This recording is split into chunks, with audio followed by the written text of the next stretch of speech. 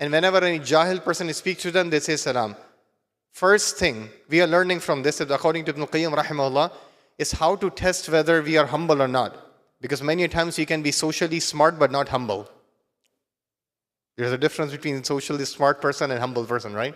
I can still have this smile on my face to act humble, but the moment you will poke me, the moment you will criticize me, the moment you will find flaw in me, then كَأَنَّهُ يَوْمَ الْقِيَامَةِ, then a real monster will come out of me. A real humble person is humble when his enemies are dealing with him also, when his adversaries, when his haters are dealing with him also, not only his lovers. So that's the first thing. Second thing, Allah says about Jahil here. Who is Jahil? In Sharia, Jahil is not only an ignorant person. In the Sharia context, Jahil is a person who cannot control on his desires before speaking or doing something. That's a very open definition of Jahil. So when such person comes in the community, who don't know how to control his language or his actions, and in the masjid, in the family circle, he makes a scene, he insults you. This can happen in family.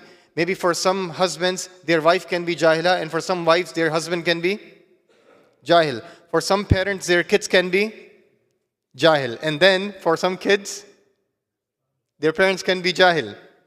When we lose control, when we lose filters and we just say things, what to do? How to say, how to respond? Qalu salama. They say salam. Before I can say salama and I would end, one interesting thing. Allah is talking to you. If jahil person comes to you, what you should do? Wait a minute. Why Allah is not talking to a jahil person? Because he's jahil.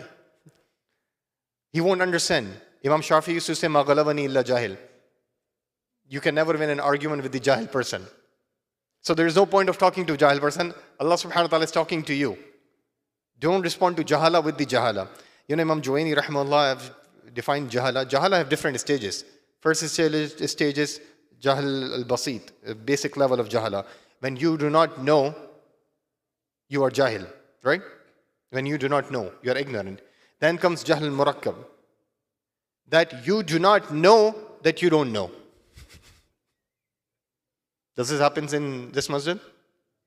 You do not know that you don't know. I actually added third layer of Jahala, that arrogance. That you do not know that you don't know and you want everyone to learn from you. Any layer you are, if that kind of a person comes to you, makes scene, insults you, how to respond? Qalu salama. Salama here can be, scholars say salama here can be literally saying salam, but most of these scholars say salam means sukut. Just to end the conversation, because that person is not understanding, say assalamu alaikum, I'm going to talk to you later inshallah, so that communication can be open next time when you come. Don't insult him. This is the response of Allah subhanahu wa ta'ala in giving us the traits. May Allah subhanahu wa ta'ala make us the Ibadur Rahman. Conclusion is, Allah is mentioning the traits of the righteous person. But Allah is saying that these are the people who mix with the people, and when jahil person comes to them, they say salam. They don't isolate themselves from the society. They are not pessimistic or pacifistic. They are mixing with the people. They are living real life. They are not isolating themselves. And when that happens, you're going to get troublemakers, because every community have at least one troublemaker. Right, Sheikh Abdullah? All right. I am from INT. You are from SMS. So every community have at least one. Every family member in big family, we have one uncle and auntie. Right? Who is a troublemaker for you and you are a troublemaker for someone else. How to respond? You have to mix with them. You cannot isolate. When I was in New Jersey, Uqsimu Billah, the first where my career was started as an imam, I used to say, if I'll resign from here, I'll go to Connecticut, I'm going to escape from those brothers and sisters. You know what? Allah subhanahu wa ta'ala planned a brother and sister before I reached to Connecticut to test my patience. And then once I moved from Connecticut to Massachusetts, same thing happened. So you cannot escape them. You cannot escape them. If you will say, I will leave SMS and go to other masjid, there are brothers and sisters who are there to test your patience. And guess what? You are there to test someone else's patience. Atasbirun, Allah says, to test your patience. This is not Jannah, this is dunya. May Allah subhanahu wa ta'ala give us the ability to control our patience, control our anger, and make us from Ibadur Rahman, inshallah. Jazakumullahu khairan. Assalamu alaikum wa rahmatullah.